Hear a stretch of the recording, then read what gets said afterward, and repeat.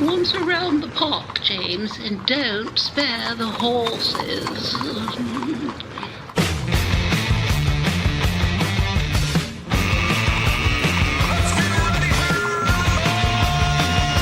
It's showtime. Indeed it is, and here we go. It is showtime for Thursday, February the 6th. It's the daily edition of On the Ledge, your Ontario Politics podcast. I'm Dave Trafford, and, well, you know, we talked about getting off the tariff conversation. I think today's probably the first official day where we will fully do that, and I recall Tim Hudak telling us that there might be bumps in the road. Unexpected things pop up that could make a shift in the campaign. We might get to that as well. All right, welcoming in, John Tory is here, the former mayor of Toronto. Keith Leslie, one of the usual suspects here at On the Ledge, and you also see and hear him on CHTV. Tim Hudak, former PC Ontario leader, and a partner at it's Council PA, right? Tim? Council Public Affairs, one of Canada's leading public affairs companies. And that's why he's here. All right. And John Wright is our resident veteran pollster on the Ledge. And so let's start with the story out of the Star today, and it has nothing to do with tariffs. John Tory, I know there's all kinds of allegedlys being thrown around, but the story essentially is a lawsuit being initiated by one developer who claims that two staffers at Queen's Park did not deliver on their promise to lobby on their behalf to get properties essentially freed up in the Greenbelt. And the complicated story is it's almost like trying to explain the salary cap in the NHL because there's so many players involved and it's going through so many hoops and loops. But the idea was that these staffers were going to be paid through a third-party developer. Rather complicated, really messy. Nothing's been proven in court, but probably not the ideal time for the Ford team to have this hit in the pages of the Toronto Star. No, I mean, part of the problem with these stories involving lawsuits and lawyers and consultants and even the Greenbelt itself is that it's a complicated story. There's no easy way to articulate it. I guess the bottom line here, though, from the standpoint that we're looking at it, is that you don't want this coming up, in the middle of the election campaign. Now, to use that phrase you quoted Tim Hudak on earlier, it could be described, this story so far, and it's early, as just a bump. But you don't need a diversion off the tariff story. Quite frankly, well, you might have wanted us to be talking about something else. Mr. Ford would just like people to continue to talk about the tariff story and the threat to the economy and the need to protect Ontario. And if that, falls away, then maybe let's move on to talk about tolls on the 407, but the Greenbelt would be, shall we say, well down the list. But whether anything comes of this, it is a complicated story. I don't know. It just raises something that hasn't previously really been raised, except in rhetoric by the opposition leaders. Well, Tim, yes, on that, and everybody agreeing that, it's before the courts and we'll go through the due process and everything else. And people are saying we're not going to comment because, we've got things before the courts, or we're vigorously going to defend whatever it might be. But here's the for me, the rub in all of this is that it appears as though a developer is actually admitting to some really shady operation that they were partaking in. And again, I don't know what's going on here, but that's what it sounds like to me. So somebody that's that extreme and they're that pissed off that they're going to step out and, point an accusation at two high-ranking members of, the staffers at Queen's Park. Whether there's a lot to it or not, just the mess it's created right now, I think, is a problem. Okay, I'll disagree. I reacted to this in two ways, both on a personal level and a professional level. So let me start with the personal. When I read this story this morning, Dave, my heart sank. I know both these. I'll still think of the young men. Even John will tell you, when we're in politics, we remember staffers. You might think that they're younger than they are because when they first started. But I know both these guys, and I don't think they would have been involved with something like this. My heart breaks to even contemplate that notion. And on a personal level, what gave me some relief on this is this is a pretty much of a stretch. So you got a shady developer, right, who says I tried to bribe government officials, and they didn't carry through on the bribe, right? So I don't know how credible this source is. On a second level, the politics level, I don't think this dog is actually going to hunt as much as you may think it will, for two reasons. Number one, none of the land actually changed the zoning and those properties, one of which was in my old riding in Grimsby. So no action was taken to back up this developer's accusations. Sure, I'm sure the Tories hope there would be no story, but again, I don't think it's going to hunt very far. And secondly, I just don't think there's a there when it comes to corruption on the Greenbelt. Terrible process, sloppy as hell. It should have been backed up by science, something arm's length in reviewing any properties. They got in trouble and they backpedaled at 100 kilometers an hour to get out of it. But I don't believe that a focus from the New Democrats and Liberals on corruption on the Greenbelt is actually going to get them further ahead in the campaign. John Wright, what do you think? A mild scratch, not a wound. I think, we're concentrating on the day-to-day stuff that's here.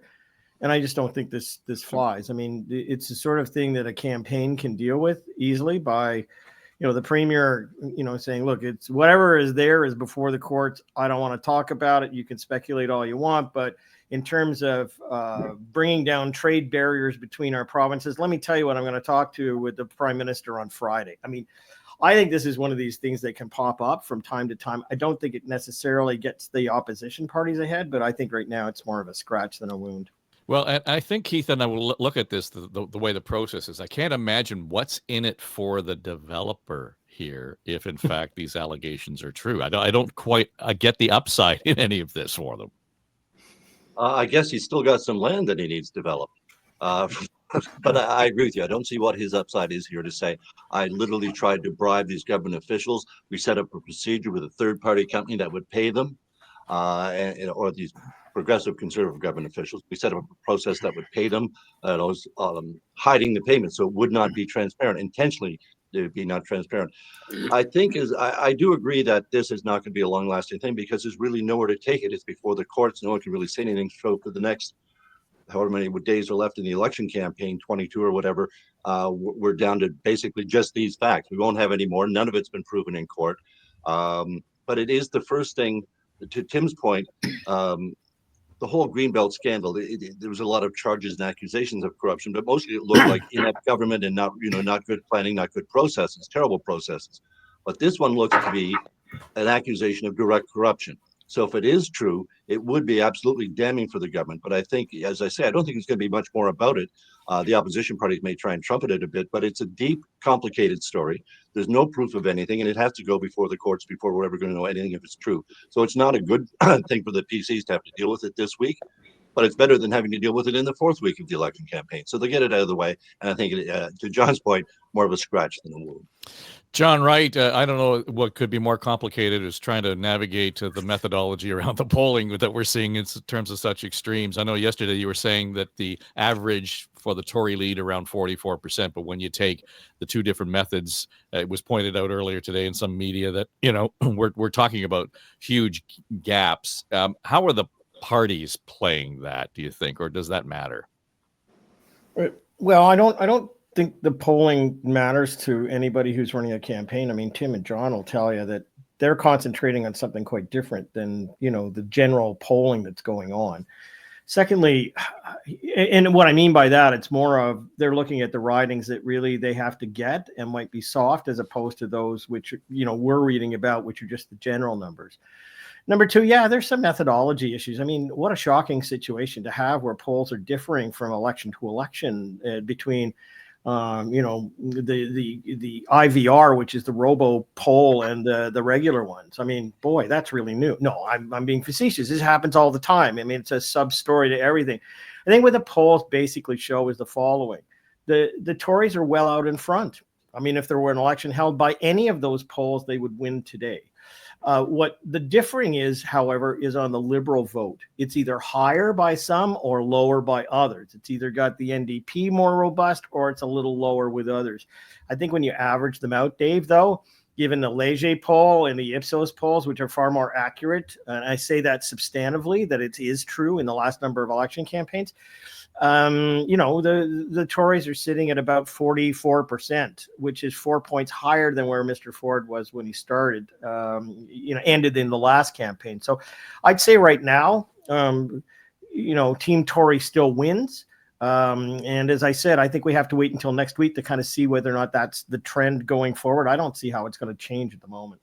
Amanda Galbraith yesterday, John Tory was saying, Doug Ford's in the dear leader category in terms of, his popular support, everybody kind of walking in his wake and just showing up and happy to be in his presence. He's got that kind of command. But here's the other part of it. I talked to Nick Smith was on yesterday, and I said, so when do you begin to worry about the panic button for Liberals, for example, who could not afford another 8-seat performance? And she said, we're pretty much pushing the panic button daily. Is that a good strategy, or is that just hair on fire? No, I think it is a good strategy, meaning a good strategy to push panic buttons, but I think it's a realistic assessment, because at the end of the day, regardless of the methodologies we just talked about and so on, what you don't see happening in any of these polls is any trend away from Doug Ford or in favor of any one of the two opposition parties. If you sort of blend them all together, you see a fairly static situation. And that's one of the reasons why I've been, amazed that they haven't had more discipline on their messages. Both of these opposition parties are all over the place, and that plays into the hands, as it did for decades, of the governing party, in this case, the Conservatives again, because the opposition vote kind of stays where it is. And if you look at seat modeling, which is even less precise, John, I think would agree, than all the rest of this, you would see the Liberals ending up potentially with an improved vote, about the same number of seats. And that is a problem, where they are not an official party. They don't get funding. They don't get the status in the House. So I think that they are wise to be concerned about that. And I'm just astounded they haven't had more discipline to their message, to try to establish themselves where they show up in the polls, which is as the sort of, I'll call it the second place party across the province, and try to, boost that up and get a bit of that trend going, a bit of momentum. So let's look at the modeling, though, Tim. And I think it's fascinating when you stretch that out, because, and the folks at 338 Canada, they're looking at the modeling, and then they're looking at the numbers in the polls. And right now, with the number around 45% for the Tories, they're hinting that, Tories could have like 99 seats in the legislature. The modeling right now puts the NDP at 13 and the Liberals at 8. We could face a possibility here where the second party doesn't have party status. Wow, that'd be something. What a role that would be for Doug Ford historically. But look, first week, right? First week. So I think everybody should just ease off a little bit. The fact of the matter is that President Trump giveth and President Trump taketh away. And he gave Doug Ford a great runway for that first week. It was all Ford and Trump, and Stiles and Crombie and Schreiner couldn't get in a word in edgewise. But now that's turned. And the Liberals and the NDP have hit pavement in the last couple of days, getting a message out on their appeal to voters. Look, when it comes to polls, as a former leader, Dave, they're important at the beginning, right? You've got to make sure that your message connects. Are you expressing it the right way? Are you a credible spokesperson on that issue? And will it get you the voter universe that you're trying to achieve for victory? And then, of course, the last poll on election day. In between, you got to focus on executing your game. Sure, you have veteran advisors around you watching the numbers, looking for trends in case you have to tweak that plan. But you can't get distracted by the daily ups and downs of polls, some of which, quite frankly, will be garbage or plants by those trying to drive an issue. Here's where they do matter, however, and that's momentum on your troops. You're doing well in the polls, you get more door knockers, particularly important in February, for goodness sakes, and you get more donations.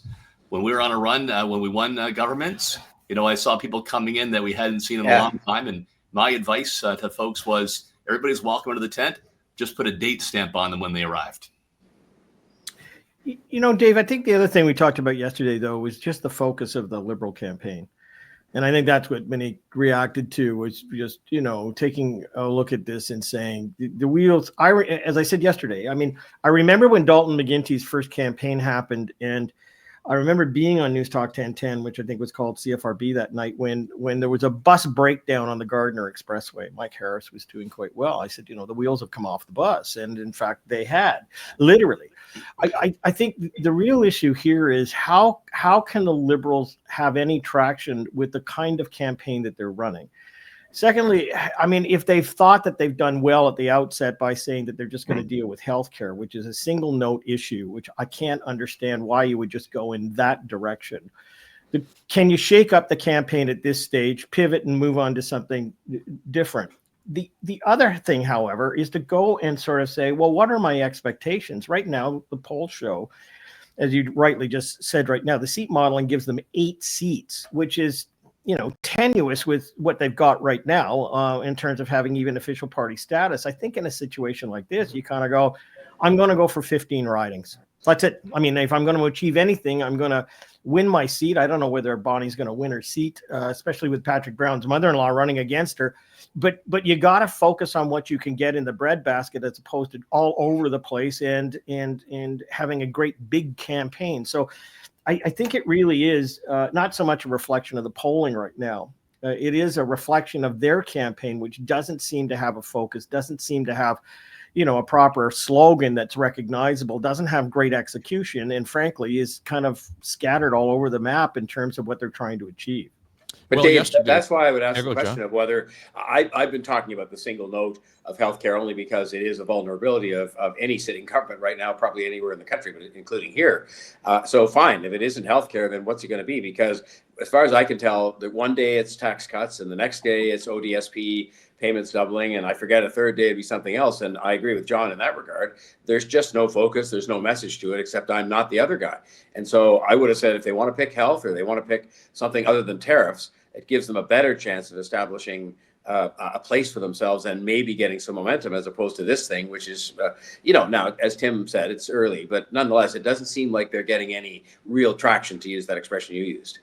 Well, let me just go to the John. Crombie. Hang on, Keith. Just go to the Crombie announcement because I want to come back to something that John Tory just said, and she was, making the announcement about ODSP, which is the disability benefit here in Ontario. The Liberal Party of Ontario will double the ODSP for all those across our province who are using it. And since I know, thank you.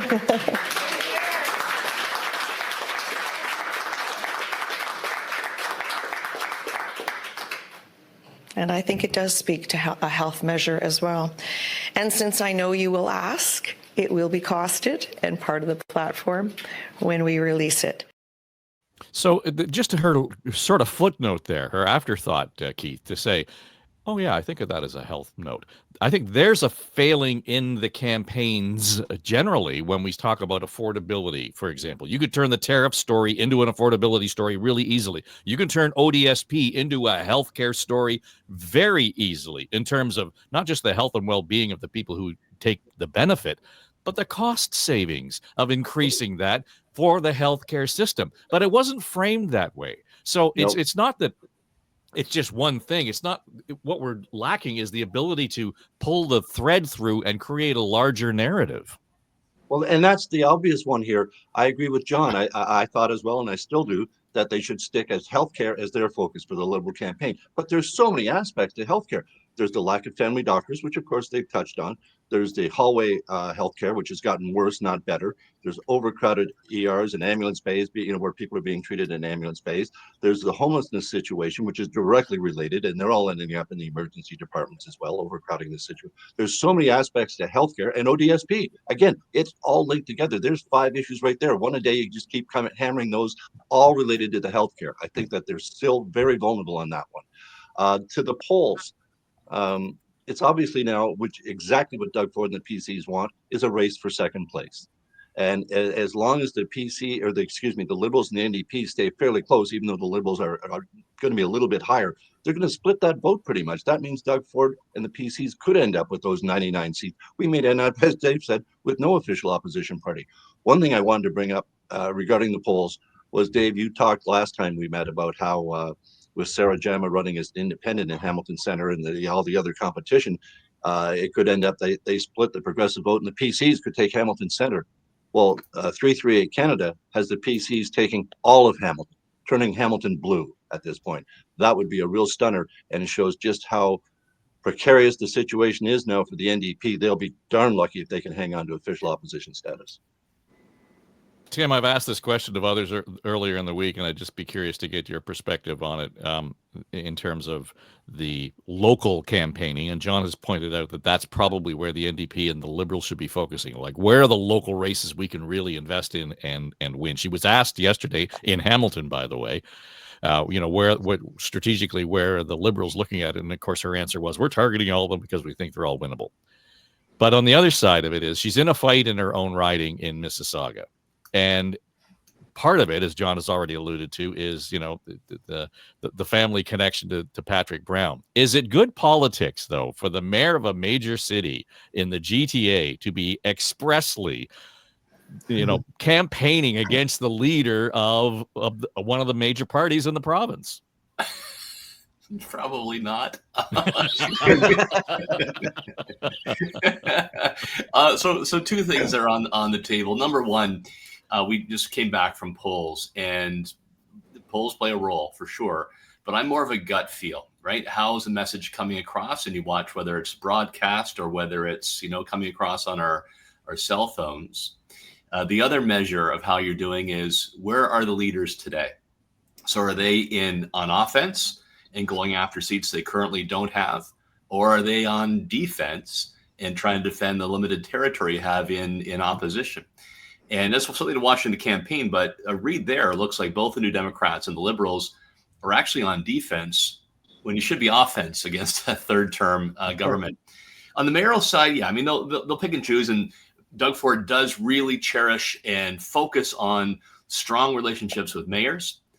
Commitments probably made for municipal projects that either are delivered or will be, to try to get those endorsements. But, you know, this is maybe me being a bit old school. Would I have turned them down when I was leader? Probably not. It doesn't really make me comfortable. And I thought the sort of the Patrick Brown yesterday as a surrogate for the PCs and attacking Bonnie Crombie, there's no love lost between the two of them. The Brampton-Mississauga rivalry, I wasn't a big fan of that. John Tory, weigh in as former mayor of Toronto. I was just going to say, when you were laughing earlier on, I mean, there's such a history to this that it almost has nothing to do with the Ontario election. Yeah. I think if there was no election on, they'd have been jousting that way. So, look, I'm with Tim. I mean, I don't think there's necessarily any place for this, but there's such a long history between those two. And, you know, let's remember how it got started, too. It got started with the Conservatives playing this clip, which they probably knew would cause some mischief, of Bonnie Crombie saying in a way that might have been perfectly harmless, well, Brampton's not my city, I'm not going to events there or whatever, but they made it sound sinister. And then Patrick Brown, as Tim says, was dutifully recruited to say, this is an outrage, she should apologize immediately. I mean, it's political theater. To me, I think they both wasted their time, yesterday on that, because they should have been talking about the stuff we were talking about earlier, various aspects of healthcare, anything except that, because I don't think that wins or loses a vote for anybody. Take us back to the beginning of this campaign, John Wright, and you know what and Tim has already alluded to the idea, where are the leaders today? And it's remarkable as we track it that in every post in terms of where the premier is going to be on a daily basis, he's always at some point, not exclusively, but at least one of his stops includes workers at, a union members with. And it's a really substantial and an interesting part of this story that, you know, sort of undertold in all of this. But he's really cutting a lot of the grass that the opposition may have otherwise enjoyed. But at the same time, he's expanding a base that we wouldn't have thought he had otherwise. Yeah, but Monty McNaughton, you know, had mowed that lawn for quite a period of time and already had, you know, the unions on board. I mean, this has been a very friendly union conservative party. I mean, it's not surprising to me that that's taken place. But you mentioned a phrase, and that was, let's take us back to the beginning of the campaign. And I know we've got still a period of time to go on, but I want to go back and reference the clip that you just played. And I saw the whole circumstance where Bonnie Crombie had her press conference, and she talked lovingly and sensitively about her father and some of the afflictions that he had when she visited him in Seton House. So it was a very emotional kind of time. But if you just played that clip on its own and the background that it had, it has no enthusiasm to it. There's no bite. There's no attack. I say to my kids, you know, love the world, but frankly, anger has changed the world a hell of a lot more than love has. And the reality is that, you know, if you go back to the beginning of the campaign, the Liberal campaign has been a disaster. I mean, whether you start in Barrie and it's in the wind and you're wearing a cap and holding it on with two people, you know, the next day you're out doing something and it's got a backdrop that's not working for you. It's something here. Like, it just seems that the campaign, itself is not generating the heat and the attraction that it needs to have on a solid footing. So campaigns matter. On the other hand, there's a constant framing of the campaign for the NDP. It's not necessarily what they say, but it's also the visual backdrop, where it's always the same now. Merritt Stiles is front and center. There's a great group of people in the background, who are nodding their heads and going with her. It's something substantive. She's following the union run in terms of most of the cities that she's going into. There's a plan. There's a campaign that's framed with enthusiasm. I mean, even the Liberal bus itself has Bonnie Crombie's name is in mice type along the bottom of the bus. And if you actually lift the doors on the luggage of that bus, it blots out Doug Ford's name. Like, it seems to me that they've had all this time to prepare for something and it's not there. So I go back to the beginning of the campaign and see what's changed.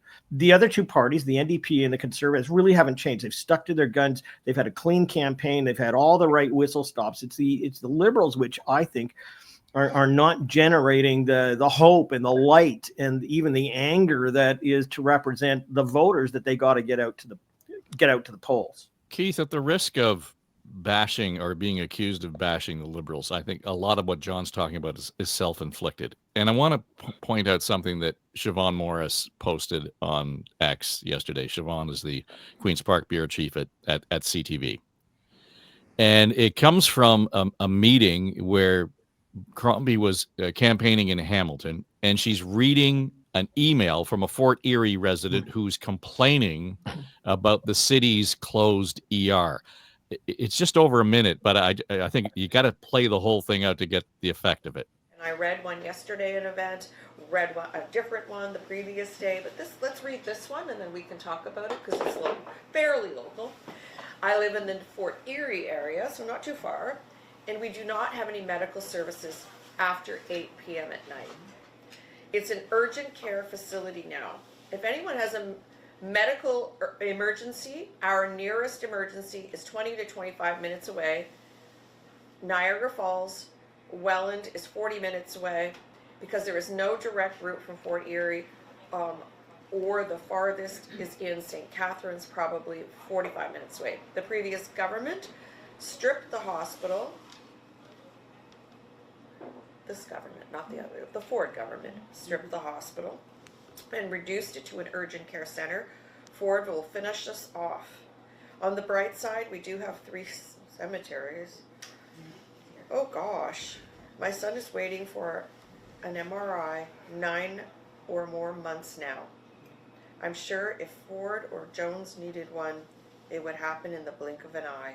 Of course, insiders, right? They go to their friends. Oh my gosh. Yeah. So, like and a as Siobhan focus points out, it seems as though the leader didn't know that the ER was converted to urgent care in 2009, again, under the Liberal government. She's reading it cold, Keith. You and I have been handed cold copy in a live broadcast. It's dangerous. To do that in a campaign what are we doing here? Just when she says, "Oh my God," you can tell she hasn't seen this before. There's a ridiculously funny script. It wasn't scripted when Casey Kasem was doing America's Top 40, and they gave him, he used to say, and this song's dedicated to Lucy, whose dog just died. And Casey loses it. It's an outtake. You give me a death dog dedication. What am I supposed to do with that? And it actually was. And he flipped out, cursed and swore. It's a great outtake. But it just reminded me of her hitting this cold, just like, what is our message here? Oh, by the way, it was the previous Liberal government that turned that, closed that emergency department, turned it into a wellness center, whatever the heck they call them now. Just shooting yourself in your own foot. And I just wanted to look back even to the announcement about the ODSP. She made it, we're going to double that ODSP. There was a pause. Finally, someone started to applaud. Why weren't there, a whole bunch of people receiving ODSP there to hear that announcement, and at least some Liberals to get the applause going instantly, not this pause. Yeah, applaud for that sort of thing. So, yeah, it's their own campaign. But that one, it's not, again, this is a scratch, not a wound. It's going to be, it's just something that's going to get used against them, though. And it's, again, a self-inflicted wound. I can't defend that kind of poorly advanced, that whole thing was unbelievable, reading the thing as you go along and not even reading it well, in the sense it looked like she might have needed her glasses or something. But look, let's remember something else, though, as you say, when we talk about not trying to beat them up unduly. This is a decimated third place party that, you might say, well, they have a new leader and they should be doing better. They should be doing better than that. But, they don't have any resources. They are still a third place party. They haven't recovered. They're associated with a party that is still deeply unpopular federally. So in that sense, my expectations of them were that they would have a more disciplined approach than that, and a more disciplined approach on a message like health, but not that they would necessarily perform better than that, because they don't have any resources. I don't think they have any people. They didn't have any candidates to speak of until recently. So to me, I think what you see is what you get. John Wright, you coughed up a fur ball as we were reading that one or listening to it. No, it goes to, didn't it look like a graduate seminar? Like with a TA sitting, around and say, or a focus group of some kind?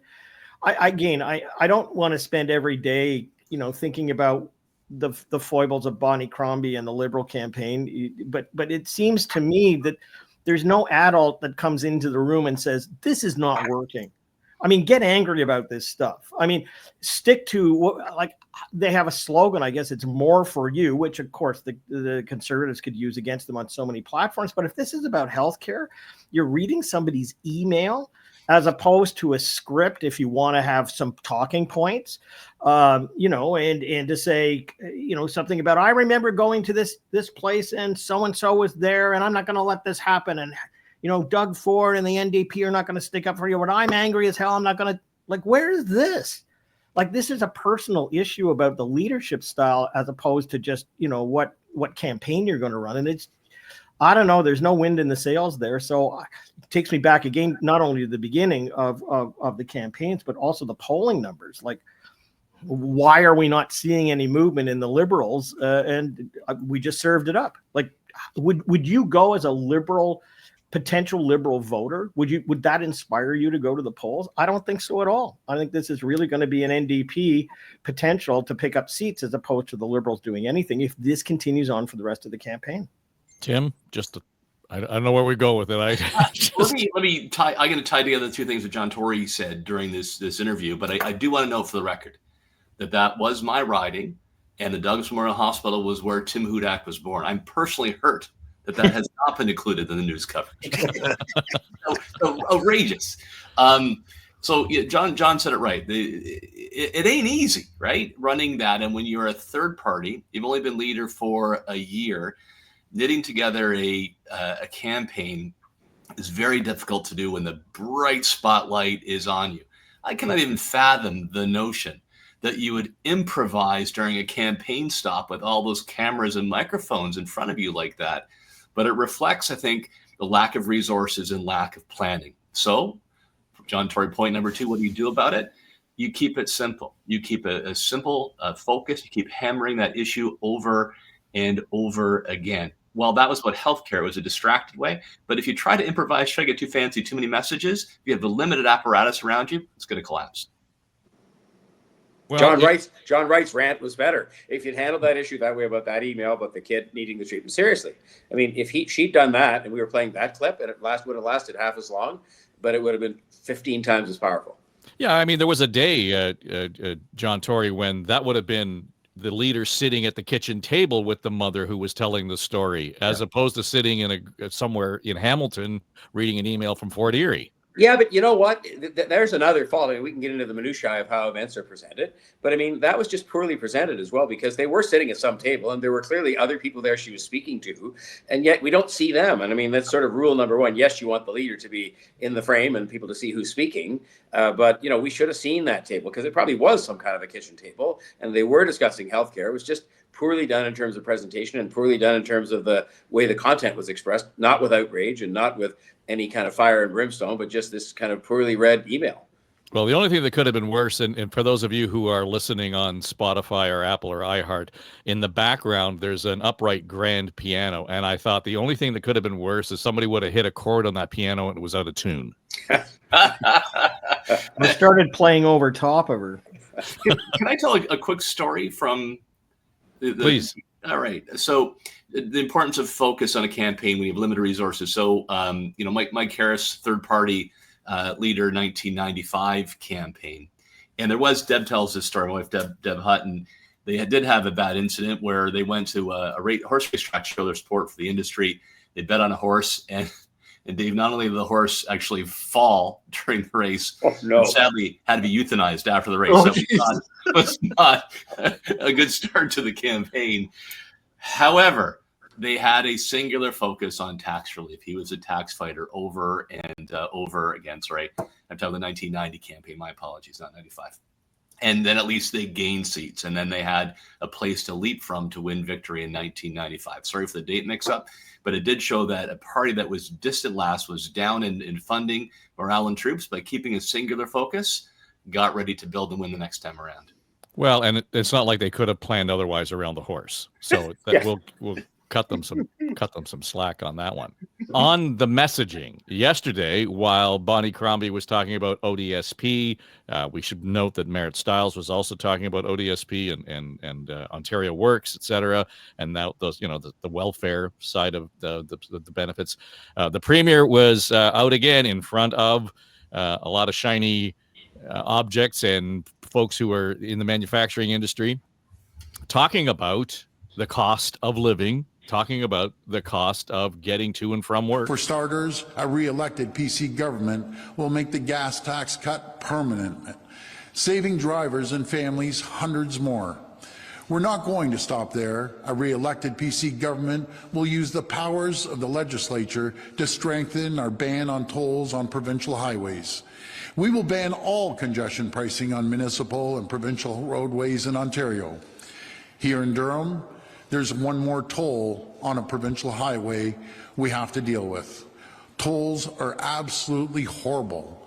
They hit hard-working families the most. Tolls are nothing more than a tax on drivers trying to get home or to a job. So, Tim, just to you, because on that, I get the populist sentiment around, not having to pay the tolls. I understand the politics behind that. But that's money out of the province's pocket. I mean, at some point, the Premier keeps diminishing the amount of money we have and spending more than we have. I don't understand how we keep on that track where we're cutting taxes, we're not increasing taxes, we're cutting tolls, not increasing tolls, but at the same time, we're spending more than we've ever spent before. I'm no math guy, but I'm just saying that doesn't add up, and I'm not sure how long it's sustainable. Yeah, look, I'm for spend within your means, shrink the size and costs of government, grow the economy kind of conservative. But I do want to say clearly, we'll see the next 3 weeks what Doug Ford has done as Premier and what he's doing this campaign works. I mean, contrast the look and feel and crispness of the message with the Ford clip there compared to the other leaders, particularly the Liberal campaign, first of all. And secondly, this is my insight on the 407 East relief. Doug Ford is intensely competitive. I mean, politicians are intensely competitive. I think he's in a league of his own. I'm convinced he has in his office a map with little pins in there and flags of the seats he personally wants to target and win back.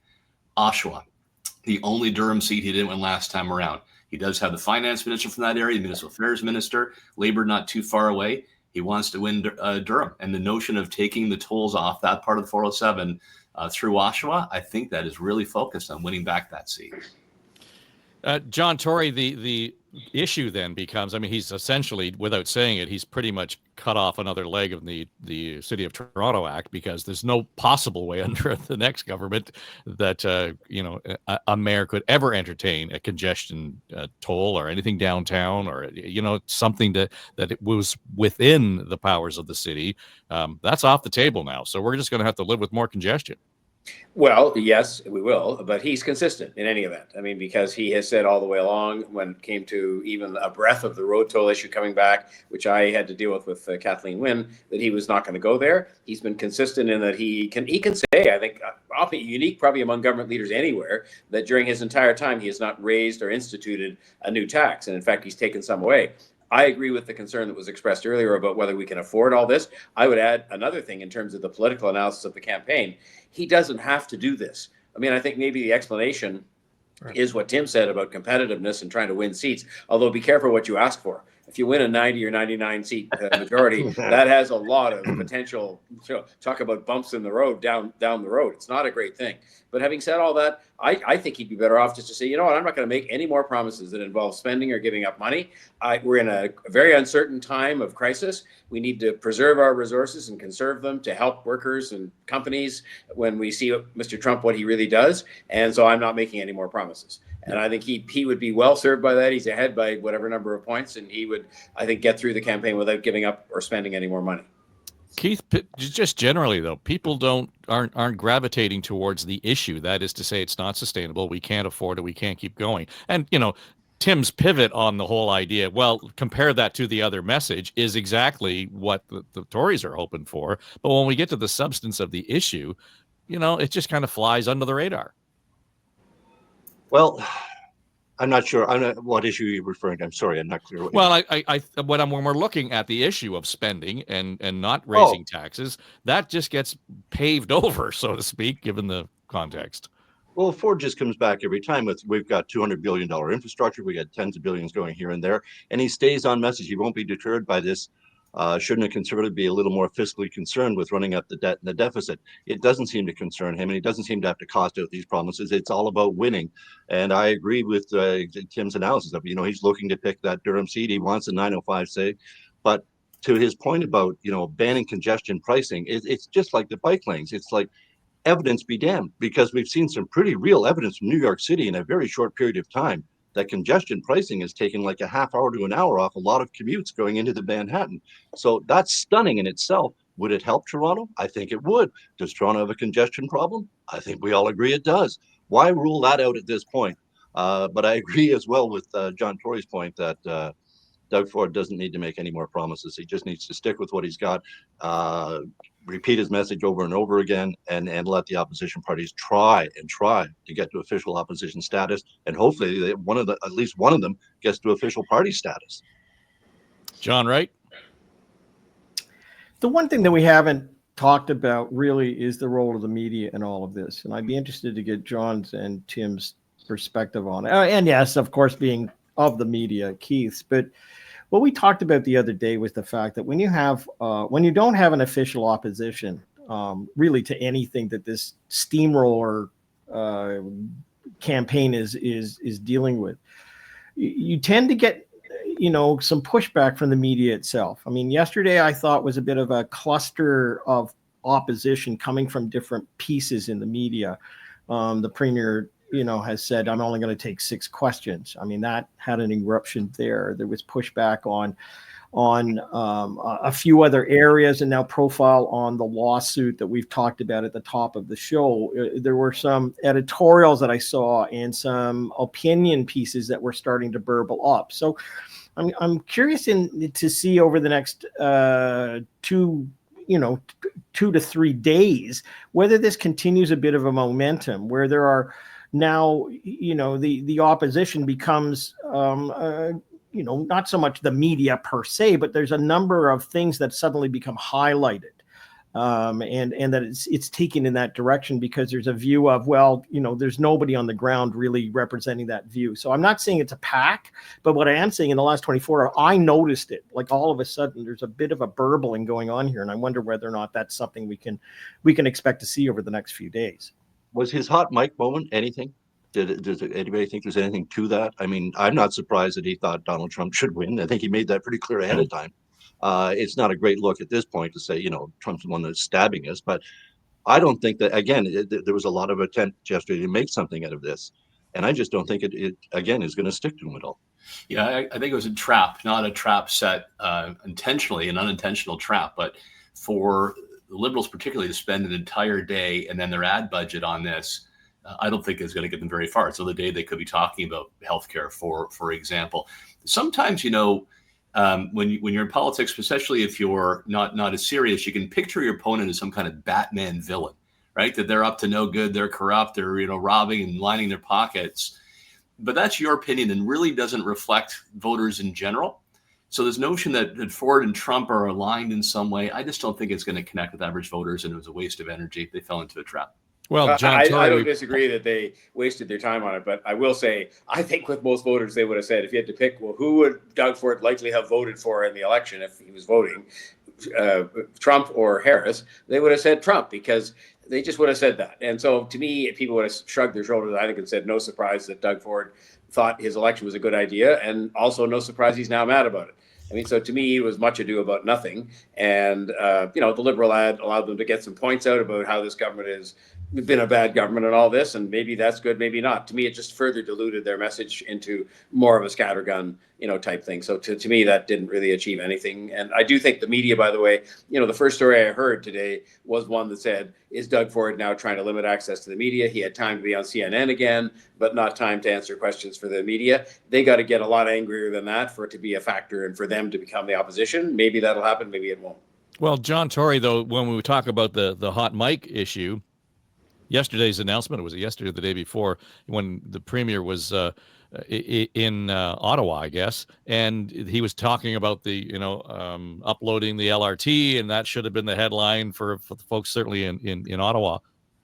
But at least 8 of the questions from the media that day were, their first question was about the hot mic. So to John Wright's point, the inability to kind of create some level of accountability on their part is challenging. But the distraction is only, I guess, exacerbated or highlighted by their focus on what we generally, all of us here would generally agree was not much of a story. Yeah, well, guess who has to be message driven too and be acting like a pack, to use that expression you used earlier on, the media. Because if they want to have an impact, all of them have to say, no, we're not letting you get away with not answering questions on X, Y, or Z, whatever it is. And the last thing I would have spent my time, asking about was this hot mic thing. I almost some days believe Doug Ford deliberately spoke into the hot mic saying that to create that distraction because he's 10 or 15 points ahead. So if they're talking about that, Mr. Davis, the premier, used to have this expression, better they should be talking about that than the real issues. And I mean, if they're talking about that and a hot mic and him using an F-bomb, is that better than talking about healthcare waiting lists and emergency rooms that are overcrowded and unemployment? The answer is yes, it actually is. Well, Keith, there used to be a day when, I would get up and I would ask a question and I wouldn't get it answered, and you'd be right behind me. And your question was, why didn't you answer Dave's question? So, yeah. But there isn't even that anymore. Tag team. Well, first of all, there's not enough journalists around to do that anymore. Everyone's looking out for themselves. Their assignment editor said, you got to ask this question. We're only going to get 6 questions. We have to keep it on topic. By the way, the limiting of questions, I go back to, I covered Jack Layton's campaign in 2011, and he limited questions to 3 a day in English and 1 in French. And then 1 local. So this is not new for someone to limit questions. And by the way, you mentioned about the tour bus before. Jack Layton, when we lifted up the luggage gate, his mustache would go to his forehead. Really loved it. It was a great image for us. He wasn't too keen on it. They always tried to close it before he came out of the event, but we'd try and make sure it stayed up for him. All of it is image, right? And it just shows that this relating to people on any kind of level you can, whether it's humorous or straightforward, a mock of your mustache on your forehead, it all can work. And campaigns will change everything and anything, or they won't change a darn thing. So it's interesting to watch this right now as we see Ford just sticking to his guns, just no matter what he's pushed at. Even the Trump thing, the hot mic, which I did not think was anything. I think it would be a one-day wonder, but he got me so mad he makes me swear sometime. No, I think a lot of Canadians have cursed Trump in the last little while. So I think all in all, we see a premier and a PC party sticking to message, staying on exactly what they want to talk about for the most part, and opposition parties just floundering around trying to find something that will stick when there's a whole lot of things that should be sticking, but they're just not getting any ground with it. And is it the media's fault? In part of this is the first campaign, by the way, where no party, not just the premier, no party has put on a campaign bus for the media to follow around. So reporters are literally driving around, trying to catch up to these events, trying to do some by streaming. And when you talked about the one in Ottawa, where he got into the hot mic questions, what you've got there is, I would imagine, all Parliament Hill reporters resenting the fact they have to go cover a provincial damn thing off Parliament Hill, and not really grasping that the issues had moved on from the hot mic thing. We should be asking other issues, the LRT, all those sorts of things. So it all combines, but the lack of resources, not just for the opposition parties, but in the media itself.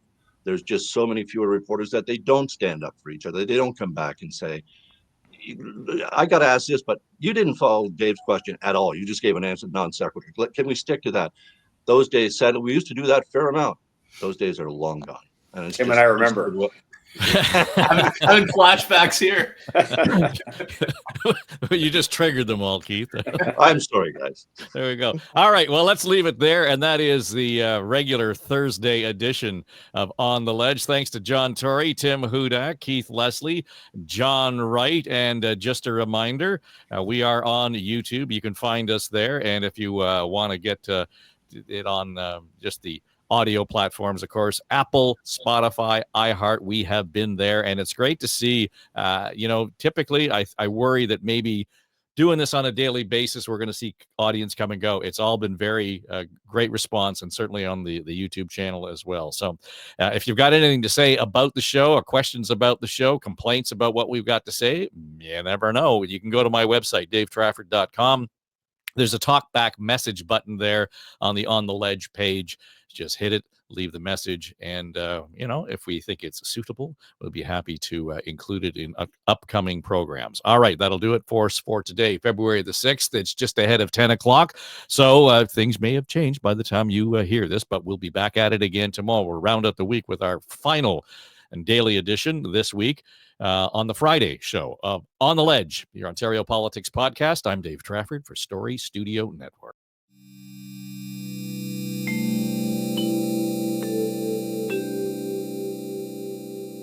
This is SSN. Story Studio Network.